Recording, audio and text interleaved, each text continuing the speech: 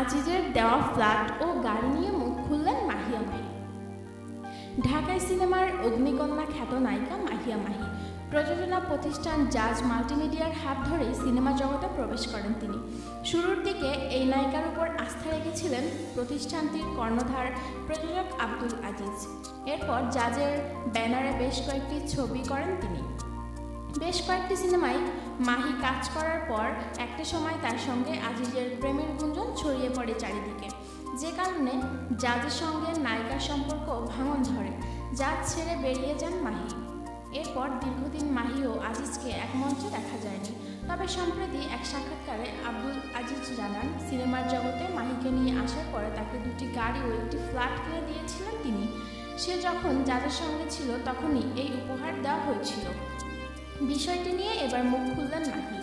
আজিজের উপহার প্রসঙ্গে অভিনেত্রী বলেন, 4টা ছিল, কেন কমিয়ে বলল। এরপর অভিনেত্রী বলেন, আজিজ ভাইয়ের থেকে শুরু করে পুরো জাজ মাল্টিমিডিয়ার তারা আমাকে আজকের মাহিয়া মাহি বানিয়েছে, তাদের প্রতি আমি কৃতজ্ঞ। তাদেরকে কখনোই খাটো করে কথা বলতে চাই না, পারবও না। সুতরাং ফ্ল্যাট ও গাড়ি এগুলো তো অনেক ক্ষুদ্র বিষয়, তারা যদি এটা বলে থাকে আমি এ নিয়ে কোনো কিছু বলবো না। আমি জাজকে অনেক সম্মানের একটা জায়গায় রেখেছি, আজীবন রাখবো, এটা নিয়ে কোনো কিছু বলবো না। তবে মাহির অনুরোধে জাজকে তিনি যেমন সম্মান করেন তাদের কাছ থেকে যেন তেমনটাই ফেরত পান। অভিনেত্রী বলেন, আমি যেহেতু আপনাদের জাজ সম্মান করি, তো সেই সম্মানটা আমিও চাইব যে আপনারাও আমাকে সবসময় সম্মান দিয়ে আসবেন। আমি তাদেরকে অনুরোধ করছি, আমার মনে হয় সামনে এ ধরনের কোনো কিছু আর শোনা যাবে না। প্রসঙ্গত 2015 সালে সংবাদ সম্মেলন করে জাজ মাল্টিমিডিয়া থেকে বহিষ্কার করা হয়েছিল মাহিকে। তারপর দীর্ঘ সময় যাদের সঙ্গে কোনো কাজ করতে দেখা যায়নি এই নায়িকাকে।